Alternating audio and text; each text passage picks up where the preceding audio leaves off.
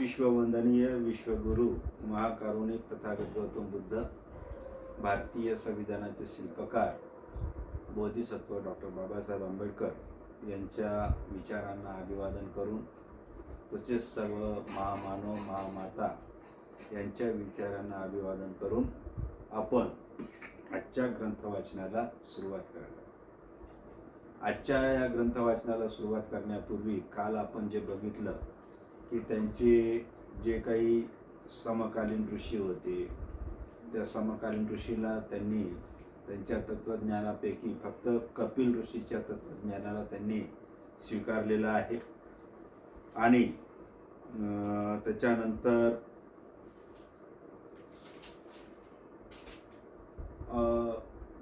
वेगवेगळे जे काही मार्ग आहेत, सृष्टीची उत्पन्नता कशी झालेली आहे आणि ही सृष्टी कशी उत्पन्न झाली यावर जास्ती विचार न करता आपण आपल्या कर्मावर कसं लक्ष द्यावं हे काल त्यांनी सांगितलेलं आहे. आणि आजचा जो जे आता काल आपण जे बघितलेलं होतं श्रुती उपनिषद हे जे आहे हे जसं महत्त्वाचं आहे त्या हिंदू ग्रंथामध्ये, त्याच प्रकारे ब्राह्मण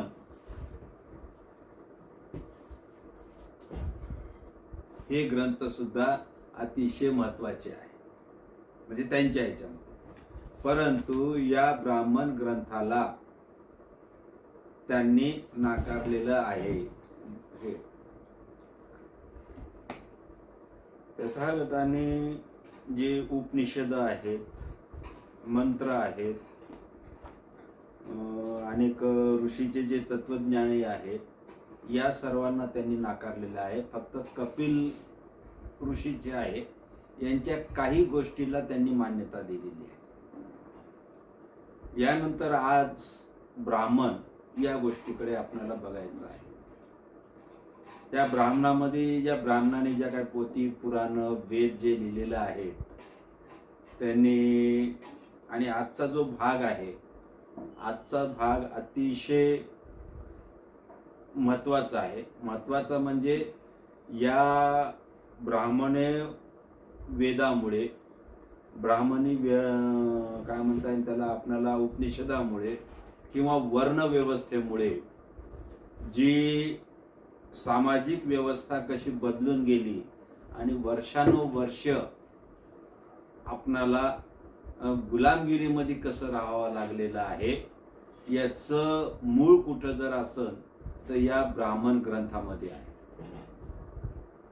आणि मग हे या सर्व गोष्टीला, म्हणजे त्याच्यामध्ये जे यज्ञ असतील, त्याच्यामध्ये जाणारे जे काही बळी असतील, या सर्व बळ्यांना गौतम बुद्धांनी नाकारलेलं आहे. त्याच्यामध्ये जे बळी देणारे आहेत त्या बळी देणाऱ्या प्रथेला सुद्धा त्यांनी नाकारलेलं आहे. त्यांचे जे काही 4 वर्ण आहेत, या 4 वर्णालाही सुद्धा त्यांनी नाकारलेलं आहे. जाती व्यवस्था कशी आहे, काय आहे, या सर्व गोष्टीला बुद्धांनी नाकारलेलं आहे. आणि म्हणूनच याच्यामध्ये जो प्रकार आहे, जे बाबासाहेबांनी जे संविधान लिहिलेलं आहे, हे संविधान पूर्णपणे याच्यावर आधारित आहे, त्याला नाकारलेलं आहे. आणि बुद्धाचे जे मूळ तत्व आहे, त्या मूळ तत्व या संविधानामध्ये त्यांनी घेतलेलं आहे. तर बघूया, अतिशय महत्त्वाचा हा जो भाग आहे. वेदानंतरचे धार्मिक ग्रंथ ब्राह्मण ग्रंथ या नावाने ओळखल्या जातात. दोहांनाही पवित्र ग्रंथ मानले जाते.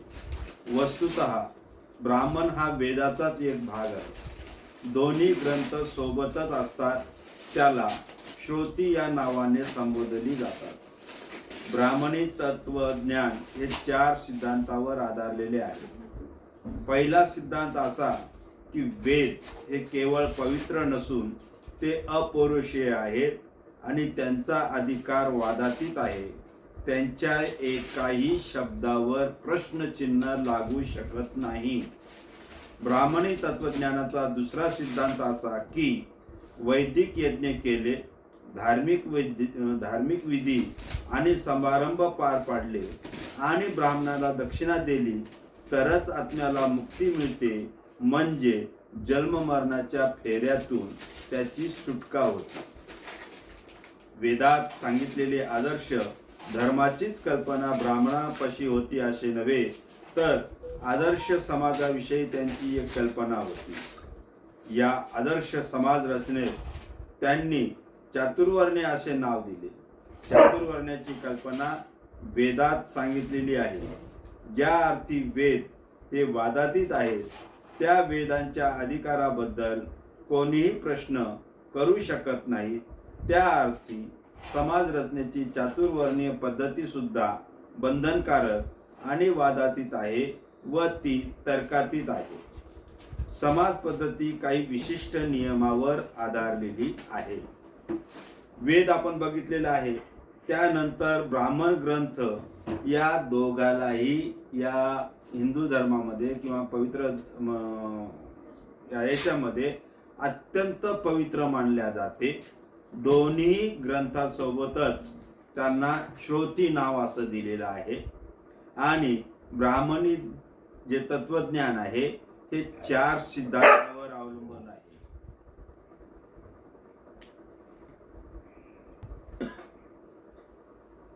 तर वेदानंतरचे जे काही धार्मिक ग्रंथ असतील, ब्राह्मण ग्रंथ असतील किंवा याच्यावर आधारलेले जे काही ग्रंथ असतात त्याला श्रोती असे म्हणतात.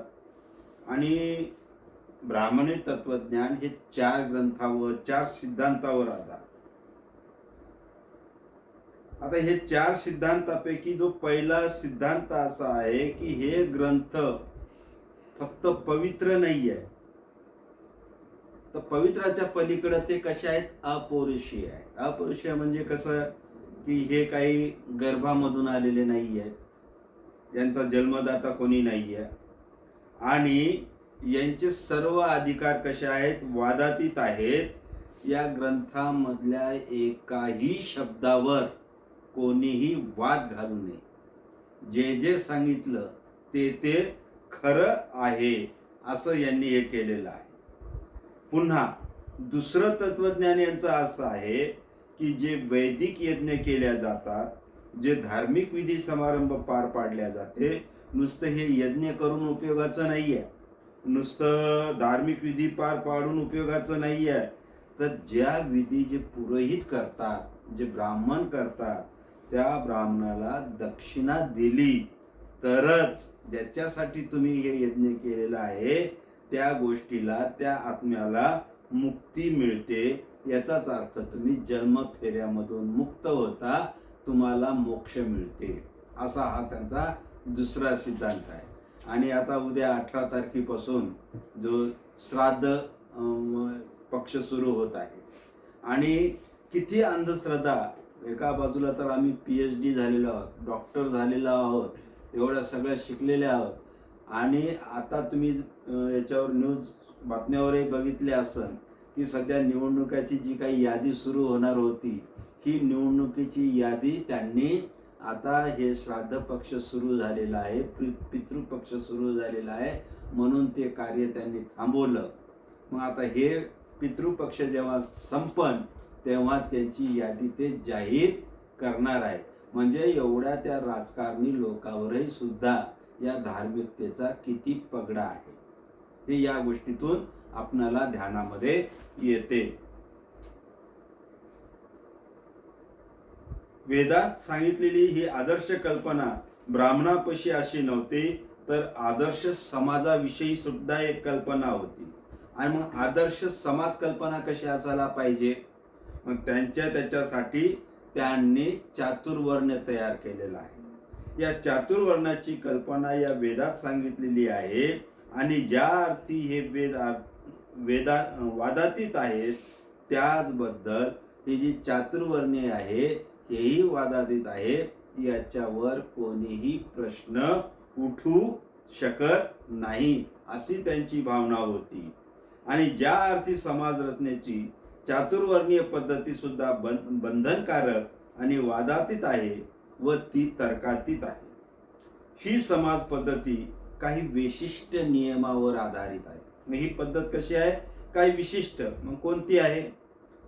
पहिला नियम असा की समाजाची रचना 4 वर्णात विभागली गेलेली आहे. नंबर 1 ब्राह्मण, नंबर 2 क्षत्रिय, नंबर 3 वैश्य आणि नंबर 4 शूद्र. हे पहिला नियम की ही सामाजिक जे आदर्श आहेत त्यांच्याप्रमाणे ही सामाजिक जी व्यवस्था आहे या 4 प्रकारात किंवा 4 वर्णामध्ये मोडल्या गेलेली आहे. दुसरा नियम असा आहे की या वर्णात सामाजिक समता असूच शकत नाही. वर्णावर विषमताच्या नियमाने ते परस्पराशी बांधल्या गेलेले आहे.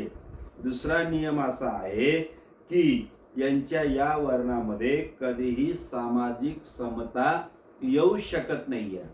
ज्या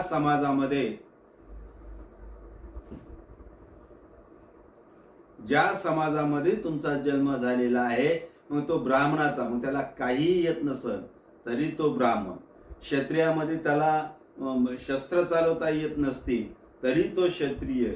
वैश्यामध्ये त्याला कोणता व्यापार करत येत नसल तरी तो वैश्य.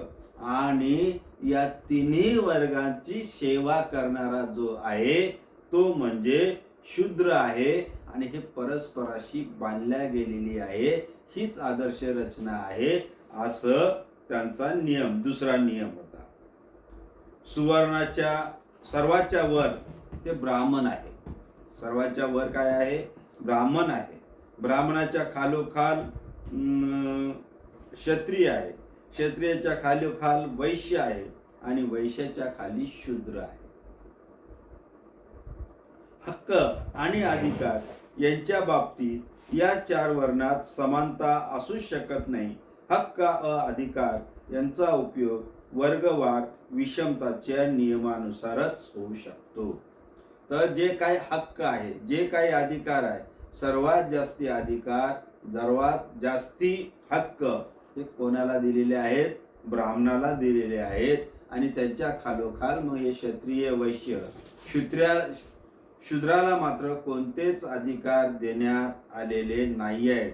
त्यांचं फक्त एकच की या तिन्ही वर्गांची सेवा करावी आणि या तिन्ही वर्गांचं सेवा करता करता जसं जगता येईल तसं जगावं असा हा शूद्रांसाठी नियम होता. ब्राह्मणाला त्यांच्या इच्छाप्रमाणे हवे असतील ते सर्व हक्क आणि अधिकार प्राप्त होते, पण ब्राह्मणाला जे अधिकार मिळत ते क्षत्रियाला मिळत नसत. त्याला वैश्यापेक्षा जास्त हक्क अधिकार मिळत, वैश्याला शूद्रापेक्षा जास्ती अधिकार मिळत, पण क्षत्रियाला मिळणारे हक्क व अधिकार त्यांना मिळणार नसत. जिथे शूद्राचा प्रश्न आहे तिथे शूद्राला कोणत्याही प्रकारचा अधिकार तर नव्हताच. त्याच्याकरता एवढेच पुष्कळ समजले जाते की ते कोणत्याही वरिष्ठाला न दुखवता त्यांची सेवा करायची आणि कसे तरी जगायचं अशा रीतीनं या सामाजिक 4 वर्णांची व्यवस्था केलेली आहे. या चातुर्वर्णाचा तिसरा नियम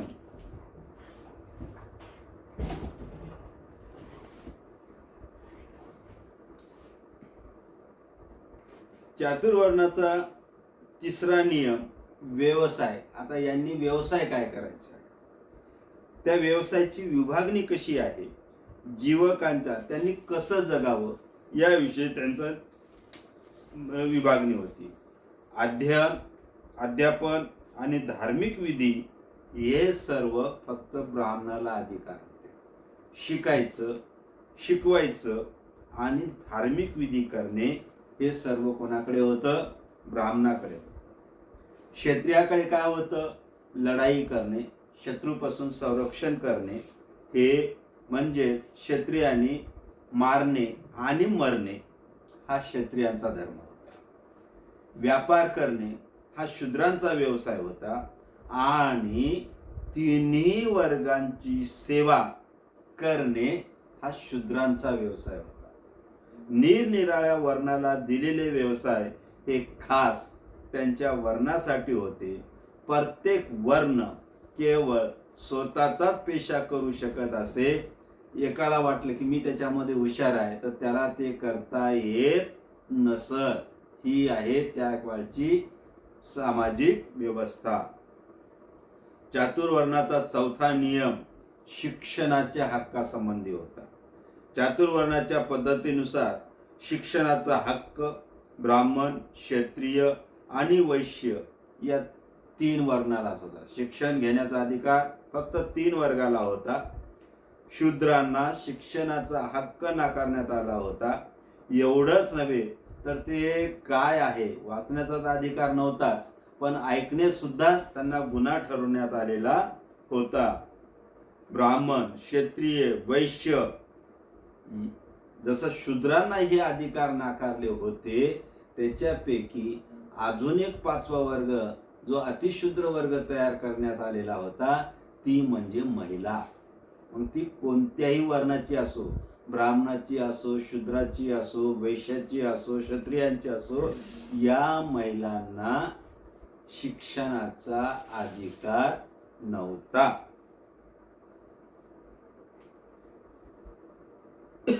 आणखीन एक 5वा नियम की या नियमानुसार माणसाचे आयुष्य 4 आश्रमात किंवा भागात विभागले गेलेले होते. पहिल्या आश्रमाला ब्रह्माश्रम म्हणतात, दुसऱ्याचे नाव गृहस्थाश्रम होते, तिसऱ्याचे वानस्था आश्रम होते आणि चौथ्याला संन्यास असे नाव होते. याशिवाय आणखीन एक त्यांचा नियम होता. नियमानुसार त्यांनी आयुष्याचे 4 टप्पे पाडलेले होते. ते 4 टप्पे असे की पहिल्या विभागामध्ये काय होतं, ब्रह्म आश्रम होता. म्हणजे या धर्मामध्ये ब्रह्मचर्य पाळणे, शिक्षण घेणे हा पहिला भाग होता ब्रह्मचर्यामध्ये. दुसऱ्याचं नाव गृहस्थ आश्रम, म्हणजे दुसऱ्यामध्ये त्याचं लग्न होणे, गृहस्थाश्रम म्हणजे गृहिणी किंवा ग्रस्त होऊन आपला संसार चालवणे. तिसरं आता हे जबाबदारी मुक्त करून तो आता वानस्थ आश्रमामध्ये जाणे. आणि चौथा आश्रम म्हणजे की आता सर्व काही सोडून ईश्वराच्या नादाला लागणे, सर्व गोष्टीचा त्याग करणे, म्हणजेच तो संन्यास घेणे. अशा प्रकारचे 4 आश्रम होते. पहिल्या आश्रमाचं उद्दिष्ट काय होतं, अध्ययन आणि शिक्षण. दुसऱ्या आश्रमाचे उद्दिष्ट वैवाहिक जीवन जगणे होते.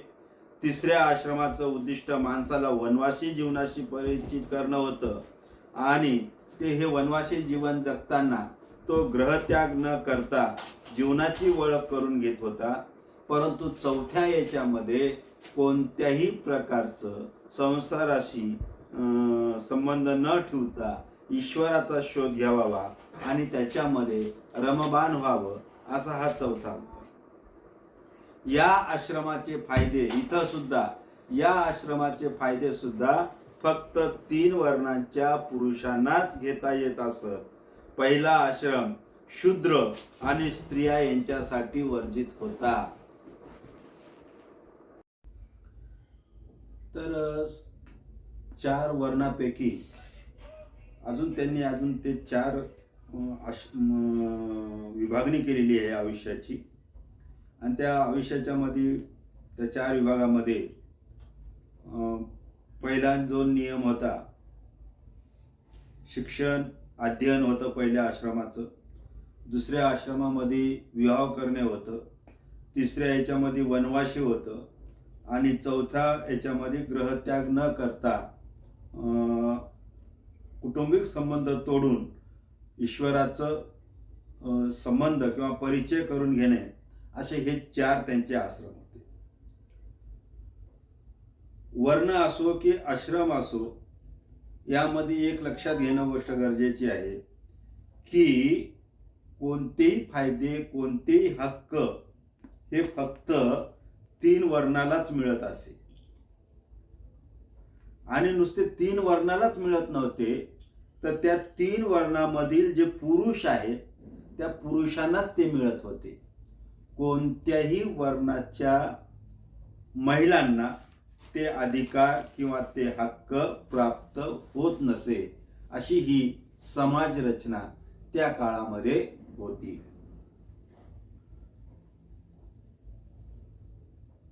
चातुर्वर्ण्य नावाची अशी होती ही दिव्य रचना.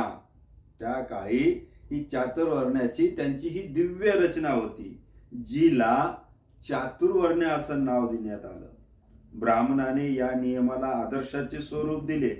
या गोष्टीची पूर्ण सावधगिरी घेण्यात आले की कुठल्याही पळवाटा किंवा उणिवा न ठेवता ते आदर्श प्रत्यक्षात उतरवल्या जावे. पुन्हा त्यांनी अजून एक ठरवलं की याच्यामध्ये कोणताही बदल करायचा नाही. ज्याला जे दिलं तेच करायचं. ब्राह्मणानं शिकणे, शिकवणे, यज्ञत्याग करणे, पूजा करणे, क्षत्रियानं मारणं, मरणे, शूद्रांनी या तिन्ही वर्गांची सेवा करणे, महिलांनीही सेवा करणे, अशी ही आदर्श समाज रचना होती. याच्यामध्ये खालच्या वर्णाला वरच्या वर्णामध्ये किंवा त्याच्यापेक्षा वरच्या वर्णाला त्याच्या वरच्या वर्णामध्ये जाता येत नव्हतं. फक्त ब्राह्मण वर्गच असा होता की त्याला कोणत्याही वर्णामध्ये जाता येत होतं. ब्राह्मण तत्वज्ञानातील एक 14 सिद्धांत म्हणजे कर्मवाद. हा आत्म्याच्या जन्म मरणाच्या फेऱ्यांच्या सिद्धांताचा एक भाग होता.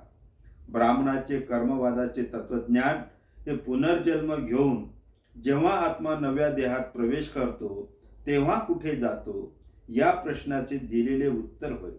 यावर ब्राह्मणी तत्वज्ञानाचे उत्तर असे की माणसाच्या पूर्वजन्मातील कृत्यावर अवलंबून असते. दुसऱ्या शब्दात सांगायचे म्हणजे त्याच्या पूर्वजन्मीच्या कर्मावर अवलंबून असते. हा जो भाग आहे तिसरा ब्राह्मण ग्रंथ, हे अतिशय महत्वाचा बाबासाहेबांच्या दृष्टीने आहे. या भागावर त्यांनी मूलभूत जे हक्क आहेत 12 ते 35 हे संविधानामध्ये त्यांनी दिलेले आहेत.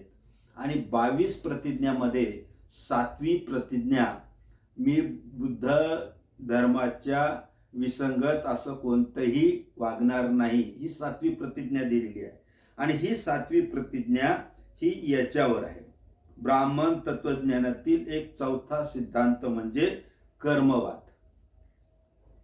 आणि बुद्धाचा जो सिद्धांत आहे तो म्हणजे कम्मवाद. आता कम्मवाद जो बुद्धामध्ये किंवा पालीमध्ये त्याला कम्मवाद असंच म्हणतात, कम्म सिद्धांत म्हणतात, परंतु त्याचं मराठीमध्ये रूपांतर झालेलं आहे कर्मवाद. मग हे ब्राह्मण वर्ग काय म्हणतो की बघा, तुमचा बुद्धाने तेच सांगितलेलं आहे जे हिंदूमध्ये सांगितलेलं आहे. म्हणजे ते कर्मवाद इकडे आल्यामुळे कर्मवाद आणि हा कर्मवाद दोन्ही एकच आहे. परंतु फरक असा आहे की कर्मवाद म्हणजे जे आपल्या पुरुषांना जे नवीन बाळ जन्माला येतं ते नवीन येणारं बाळ हे त्याच्या पूर्वजन्मीच्या म्हणजे मागच्या जन्मात त्यानं कोणतं कार्य केलेलं आहे, चांगलं कार्य केलं तर हे जन्म त्याला भेटलेला आहे, अशा याच्यावर ते येते. आणि जर समजा मागच्या जन्मात किंवा या जन्मामध्ये त्यानं वाईट कामं केले तर त्याला मोक्ष प्राप्ती करावी म्हणून हे श्राद्ध करणं, हे करणं, असा प्रकार म्हणजेच कर्मवाद आहे. ब्राह्मणी तत्वज्ञानातील पहिल्या सिद्धांताला भगवान बुद्धाचा तीव्र विरोध होता. वेद हे अपुरुषी आहेत व त्यांचा अधिकार वादात आहे, हे त्यांचे म्हणणे भगवान बुद्धाने नाकबूल केलेले आहे. बुद्धाने त्यांचे जे काही 4 सिद्धांत होते, जे 4 नियम होते, त्या सगळ्या यांना विरोध केलेला आहे. पहिला जो सिद्धांत होता कोणता होता? वेद हे अपुरुषी आहे. म्हणजे हे जे देव आहेत, हे आहेत, हे सगळे कसे अपुरुषी आहे. अपुरुषी म्हणजे ते आपोआप निर्माण झालेले आहेत, त्यांना कोणी आई नाही, वडील नाही, असे ते अपुरुषी आहेत.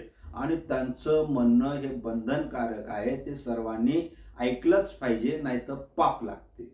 हा त्यांचा आवडीचा सिद्धांत. मग हे बुद्धाला मान्य नाही. त्यांच्या मते अपुरुषीय व वादात अशी कोणतीही गोष्ट असू शकत नाही जी चूक होण्याच्या शक्यतेच्या परिघात नसेल. कोणत्याही गोष्टीची फेर तपासणी आणि फेर विचार करण्यास विरोध नसावा, कारण कोणतीही गोष्ट अंतिम सत्य असू शकत नाही. बुद्धाचं असं म्हणणं आहे की कोणतीही गोष्टीला त्याच्यावर विचार करायला पाहिजे.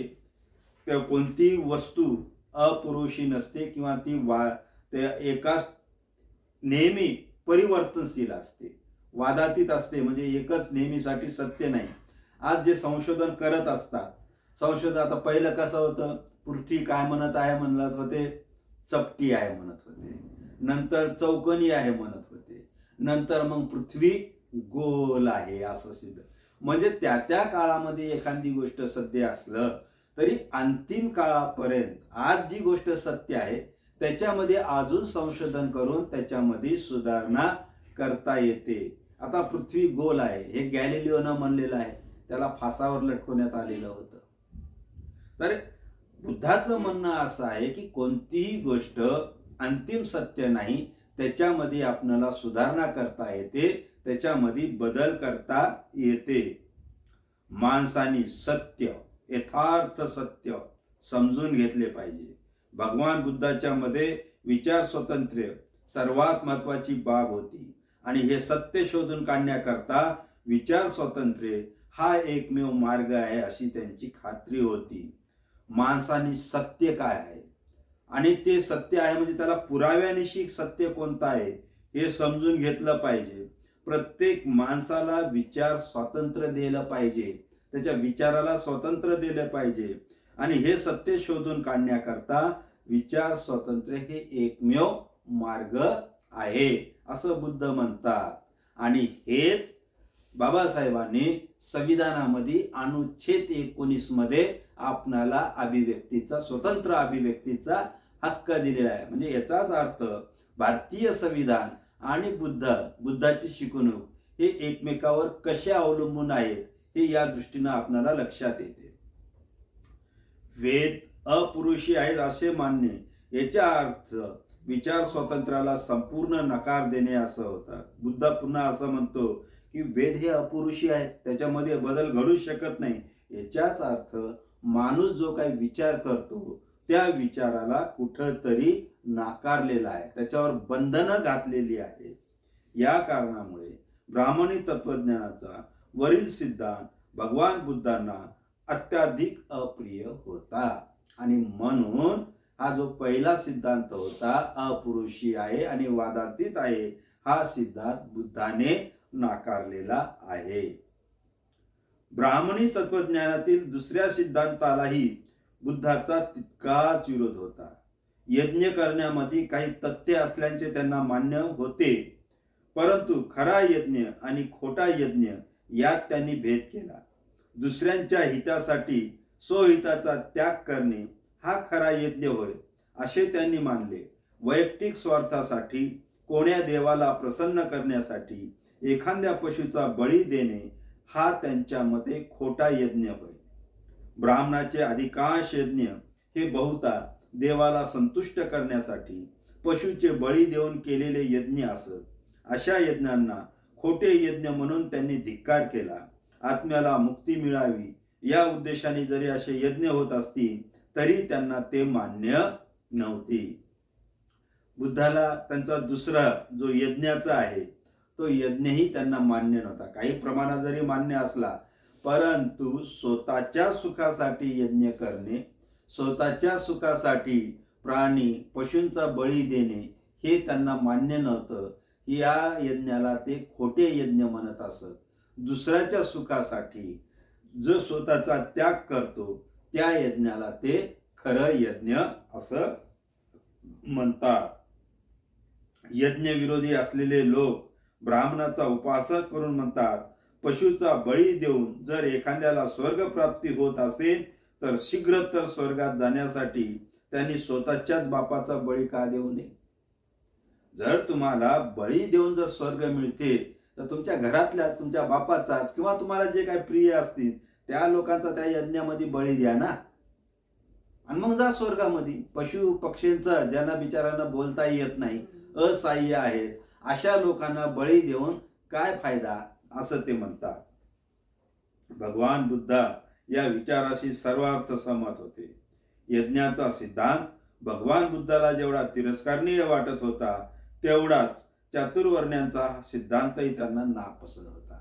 अशा प्रकारे त्यांना हा दुसरा सिद्धांतही त्यांना एकदम तिरस्करणीय वाटत होता आणि म्हणून चातुर्वर्ण्याचा सिद्धांत त्यांना आवडलेला नाही, त्यांनी अमान्य केलेला आहे. कारण याच्यामध्ये पशुपक्ष्यांचा बळी देणे, तुमचे पितर, तुमचे जे काही माणसं वर जातात त्याचा आत्मामुक्तीसाठी बळी देणे हे त्यांना काही मान्य नव्हतं.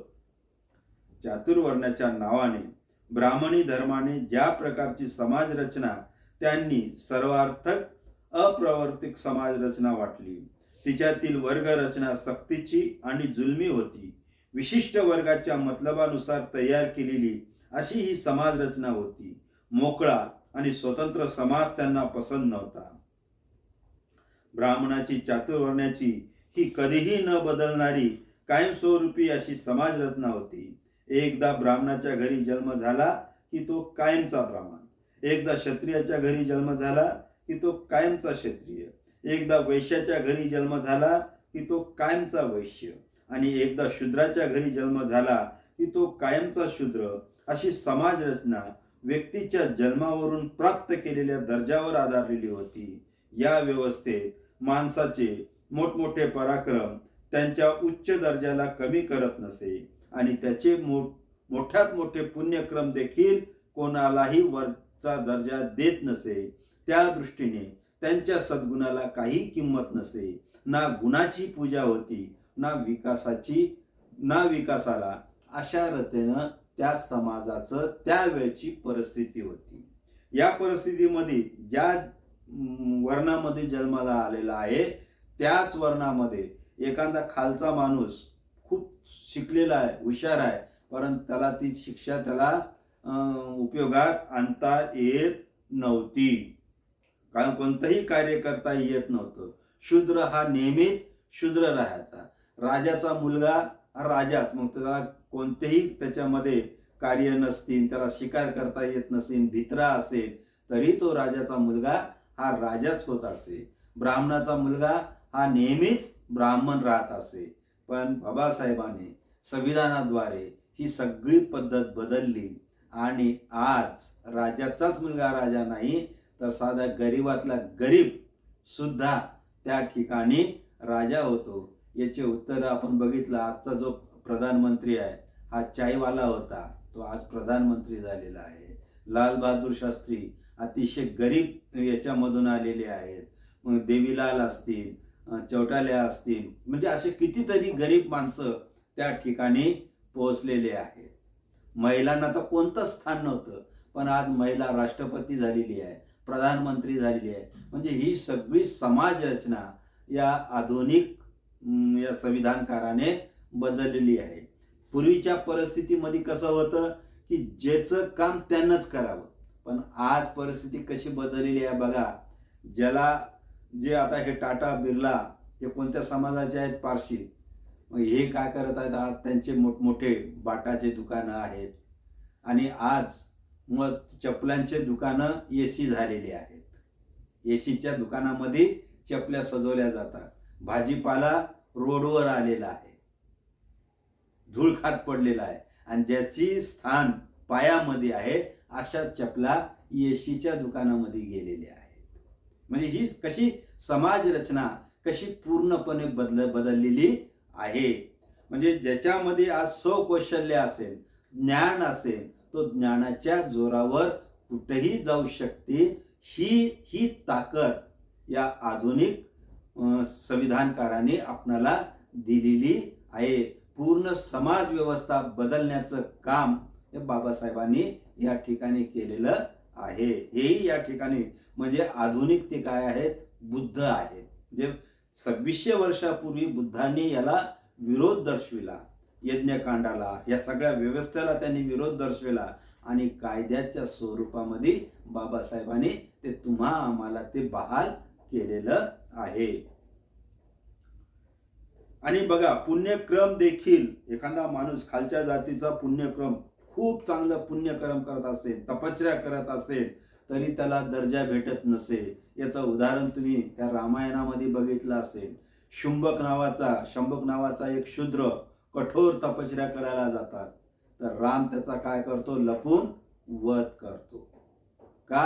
या शूद्र माणसाने त्यांनी तपश्चर्या करायला लागलेली आहे. एकलव्य हा आदिवाशांचा मुलगा, पण अर्जुनापेक्षा धनुर्विद्यामध्ये तो प्रगट होतो. मग एक आदिवाशांचा मुलगा क्षत्रियापेक्षा वरचढ ठरते म्हणून त्याचा डावा अंगठा कापून घेण्यात आलेला आहे. ही कुठली समाज व्यवस्था आहे? ही आदर्श व्यवस्था नाही आहे, ही चांगली व्यवस्था नाही आहे. अशा व्यवस्थेला बुद्धाने 2600 वर्षापूर्वी नाकारलेला आहे. आणि अशा सर्व व्यवस्थेचा अभ्यास करीत हे आजच्या या काळामध्ये पूर्ण समाज व्यवस्थेला हादरा देण्याचं काम डॉक्टर बाबासाहेब आंबेडकरांनी केलेलं आहे. विषमता ही प्रत्येक समाजात असते, पण ब्राह्मणी धर्मात तिचे स्वरूप अगदी निराळे होते. ब्राह्मणाने ज्या विषमताच्या सिद्धांताचा प्रचार केला ते त्या समाजाचे अधिकृत धर्मतत्व होते. ती असमानता समाजावर अशीच आपोआप स्थापित झालेली नव्हती. ब्राह्मणी धर्माचा समतेवर विश्वासच नव्हता. वस्तुतः समतेला त्यांचा विरोध केला होता. ब्राह्मणवादाचे केवळ विषमतेने समाधान झाले नाही, वर्गवार विषमता हे त्यांचे सार होते. क्रमिक असमानता हा त्यांचा प्राण होता. किती मोठं त्यांची चाल होती. ही जी तशी विषमता ही प्रत्येक समाजामध्ये असते, परंतु ती विषमता प्रत्येक समाजामध्ये जरी असली तर ती काही प्रमाणात असते. आता समजा आपण बौद्धामध्येच आहोत, मग आता आपल्यामध्ये असमानता कशी आहे? एखादा श्रीमंत आहे, गरीब आहे, ही असमानता. पण कोणत्याही कार्यक्रमामध्ये जो बौद्ध असेल किंवा एका जातीचे असतील तर एकत्र येऊ शकतात. परंतु ब्राह्मणी समाजामध्ये मात्र हे संपूर्णपणे नाकारलेलं होतं. कारण त्यांचं लक्ष फक्त विषमता नव्हतं, तर त्यांच्यामध्ये असमानता कसा निर्माण करणे, असमानता हा त्यांचा प्राण होता. समाजामध्ये सुसंवाद आणि मेळ निर्माण करण्याची गोष्ट तर दूरच राहो, पण ही वर्गवार विषमता समाजात चढत्या प्रमाणात द्वेष आणि उतरत्या प्रमाणात तिरस्कार निर्माण करीन. म्हणजे एक जण खाली, दुसरा त्याच्यावर, तिसरा त्याहून वर आणि चौथा सर्वात वर, याप्रमाणे क्रमिक घृणेची भावना तयार करीत आणि त्याप्रमाणे खालच्या वर्गात द्वेषाची भावना तयार करत असून हे अखंड कलहाचे कारण होईल, असे भगवान बुद्धाने म्हटलेले आहे. भगवान बुद्धाने कसा विचार केला की ही असमानताच आहे. सतत वरचा वर्ग हा वरच राहील, मग खालच्या वर्गामध्ये नेहमी भांडणं राहणार, नेहमी असंतोष राहणार, नेहमी कलह राहणार आहे. मग त्या कलहाविरुद्ध जर त्यांनी उठले तर हा वरचा वर्ग काय म्हणणार? नाही, तुम्हाला तो करण्याचा हक्क नाहीये. कारण या धर्मामध्ये असं सांगितलेलं आहे, तुम्ही जिथं आहात तिथंच राहा. त्याच्या वर येण्याचा प्रयत्न केला तर देवाचा कोप होईल, तुमचं सगळं जात नष्ट होईल. असा हा एक देवाची भीती टाकलेली आहे. बुद्धाने हे देवत्व नाकारलेलं आहे आणि एक सगळ्यांना समानतेवर आणावं. आणि हे जे कलहाचं भांडण आहे, हे कलहाचं भांडण, हे दुःखाचं भांडण म्हणजेच प्रत्येक धर्मातली ही असमानता आहे, ही उतरंड आहे. बाबासाहेबांनी याला काय म्हणलेलं आहे? एक अशी उतरंड आहे. वर एक मोठं मडकं, त्याच्या खाली छोटं मडकं, त्याच्यावर खाली छोटं मडकं आणि त्याच्या खाली एकदम छोटं मडकं. खालच्या मडक्याला त्याच्यामध्ये कितीही चांगल्या गोष्टी असतील तर त्याला वर जाता येत नाही. मग आता त्यानं वर कसं जायचं? तर त्याच्यासाठी कुठंतरी बंड करावा लागणार आहे. सर्वांनी मिळून बंड करून त्या वरच्या याच्याशी संघर्ष करावा लागणार आहे. त्या मडक्याला फोडावं लागणार आहे, भांडावं लागणार आहे, तरच कुठंतरी हा समतोलपणा येईल. त्या काळी 2600 वर्षापूर्वी बुद्धांनी हा प्रयत्न केला, 2600 वर्षानंतर आंबेडकरांनी हा प्रयत्न केलेला आहे. 4 वर्णांचे व्यवसाय देखील निश्चित केले गेले. व्यवसायाची निवड करण्याचे स्वातंत्र्य कोणालाही नव्हते. त्याशिवाय हे व्यवसाय काम करण्याची कुशलता किंवा सामर्थ्य यानुसार निश्चित करण्यात आले नव्हते, तर हे जन्मावर निश्चित केले होते. आणि वर्ण, या वर्णाचे व्यवसाय देखील त्यांनी निश्चित केलेले होते. कोणालाही आता मला हे चांगलं काम जमते, मला हे करता येईल, त्याला ते अधिकार नाही. तुम्ही ज्या जातीत जन्मलेले आहात तुम्हाला जे दिलेलं आहे तेच करता येईल असं या लोकांनी बिंबून टाकलं होतं. आणि याचं अतिशय सुंदर उदाहरण आताच एक जो चित्रपट आलेला आहे थंगलान म्हणून, त्याच्यामध्ये या संपूर्ण याचं वर्णन केलेलं आहे.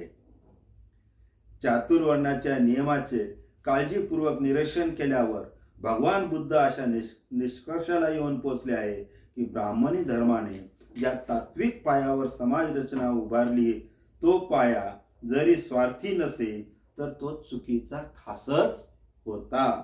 तो जो पाया ठीक आहे तो स्वार्थी नसेल पण चुकीचा होता.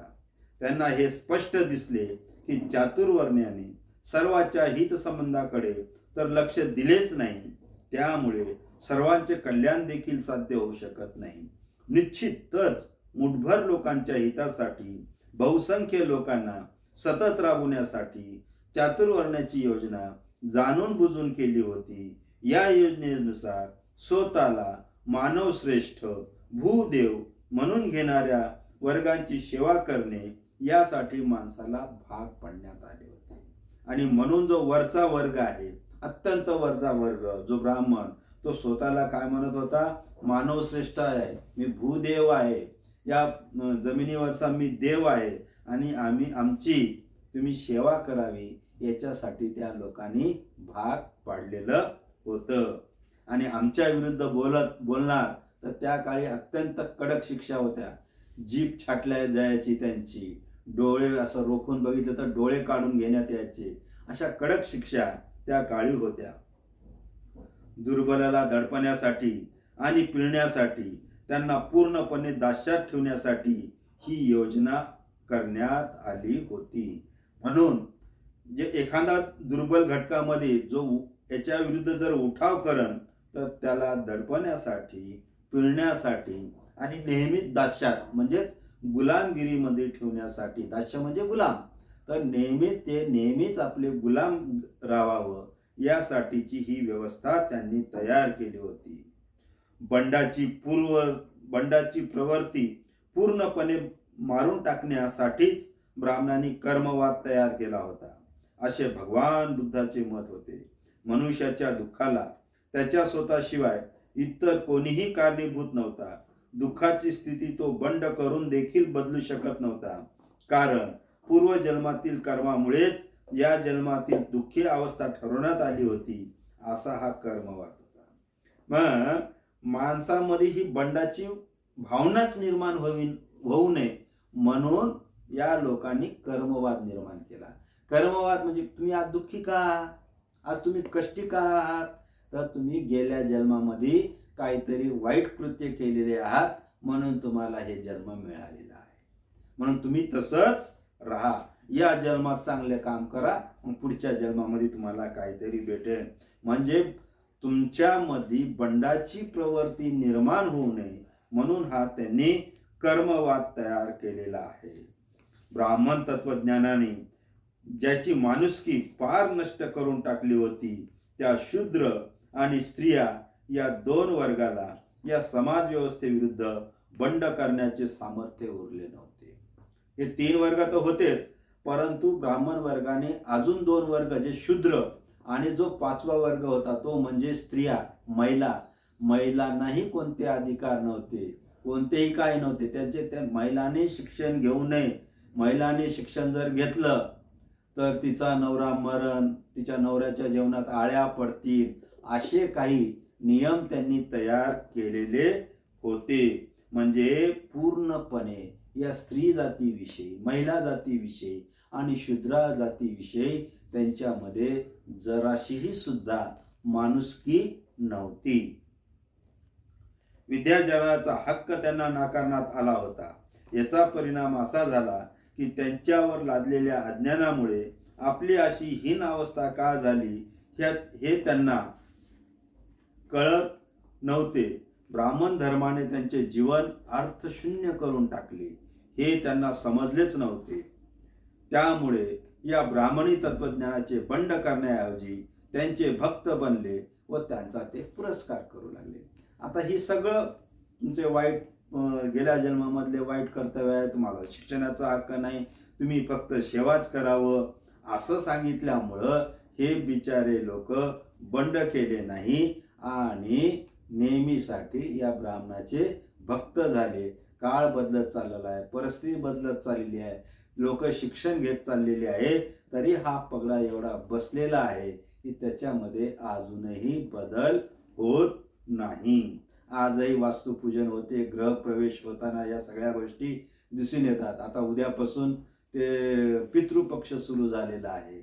मग आता लोकांना जेव घालणं, कावळ्याला बोलवणं हे शिकलेलेही लोक, पुढारलेलेही लोक हे करत आहेत. याच्यामध्ये अशा रीतीनं या ब्राह्मण वर्गाने या बहुजन समाजाला मानसिकरित्या गुलाम करून टाकलेला आहे. शस्त्र धारण करणे हे आपले मानवी स्वातंत्र्य मिळवण्याचा शेवटचा उपाय आहे, परंतु शूद्रांना शस्त्र धारण करण्याचा हक्क त्याच्यापासून हिसकावून घेण्यात आला होता. एखाद्याशी मुकाबला करायचा असेल तर आपल्या जवळ शस्त्र पाहिजे, पण शस्त्र ठेवण्याचा हक्क शूद्रांना नव्हता. ब्राह्मणी धर्माच्या वर्चस्वाखाली स्वार्थी ब्राह्मण, सामर्थ्यवान व शस्त्र धारण केलेले प्राणघातक क्षत्रिय आणि धनवान वेश्ये यांच्या भयंकर कटाचे बळी बनून शूद्रांना असहाय्य असं त्यांनी करून ठेवण्यात आलं होतं. अशा या समाज रचनेत सुधार घडवणे शक्य होते काय? ही समाज व्यवस्था ईश्वर प्रणीत आणि समजली जात असल्यामुळे ती बदलता येणे शक्य नाही हे भगवान बुद्धाला माहीत होते. ती फक्त नष्ट करून टाकणेच शक्य होते. मग बुद्धाला असं त्यावेळेस वाटलं की ही व्यवस्था आपल्याला बदलता येणार नाही, कारण सगळे सामाजिक गुलामगिरी झालेली आहे. मग काय करायचं? याच्यामध्ये तर बदल करता येणारच नाही, तर ही व्यवस्था आपल्याला नष्टच करून टाकायची आहे. तुमचे हे सगळे नियम आम्हाला माहीत नाही किंवा आम्ही पाळतच नाही, अशा रीतीनं हा पहिला बंड करणारे हे सिद्धार्थ आहे. या कारणासाठी खऱ्या जीवनमार्गाला विरोधी म्हणून ब्राह्मणी तत्वज्ञाला भगवान बुद्धांनी अमान्य केलं. आणि अशा रीतीनं जो मानवाच्या हिताचा नाहीये, मानवाला गुलामगिरीमध्ये ठेवतो, माणसाचं माणुसत्व हिरावून घेतो, माणुसकीप्रमाणे वागत नाही, अशा ब्राह्मणवादाला बुद्धाने पूर्णपणे झिडकारलेलं आहे, पूर्णपणे त्यांनी नाकारलेलं आहे. अशा प्रकारे हा तिसरा भाग या ठिकाणी संपलेला आहे. त्याच्यानंतर उपनिषदे थोडक्यात आहे. उपनिषदे आणि त्यांची शिकवण.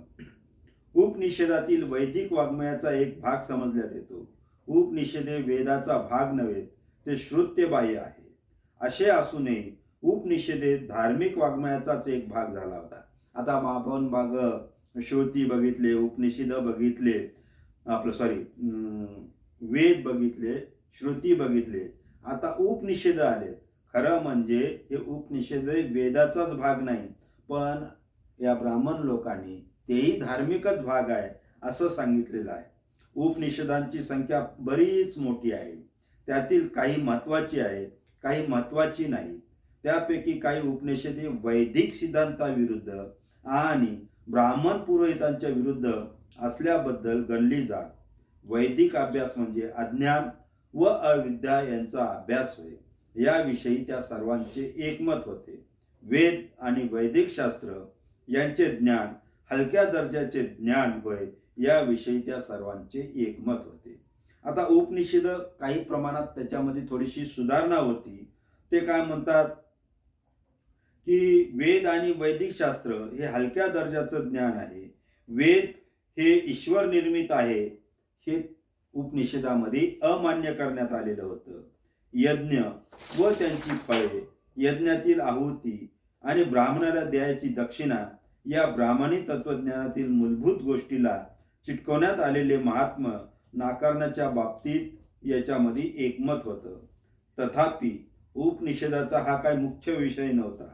त्यांनी केलेली चर्चा म्हणजे ब्रह्म व आत्मा याच्यावर केंद्रित केलेली होती.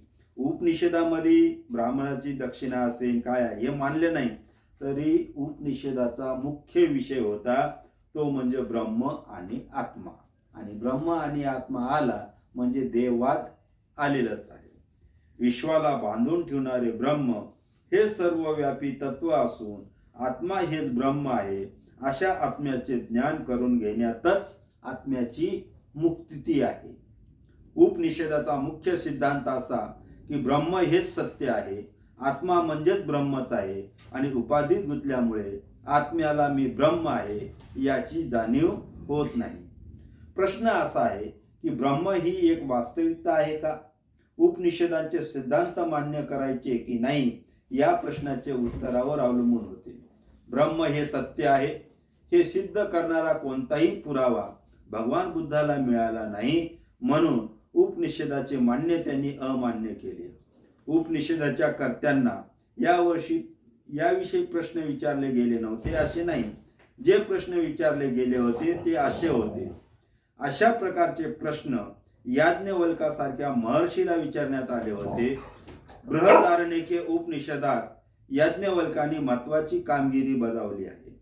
त्यांना विचारण्यात आले, ब्रह्म म्हणजे काय, आत्मा म्हणजे काय या प्रश्नावर नेती मला माहित नाही एवढेच याज्ञवल्क्य सांगू शकला.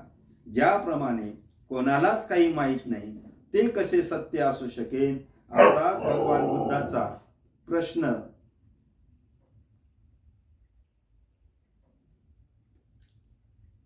प्रश्न होता आणि याच केवळ कल्पनेला असल्यामुळे बुद्धाला हे सर्व अमान्य केलेलं आहे.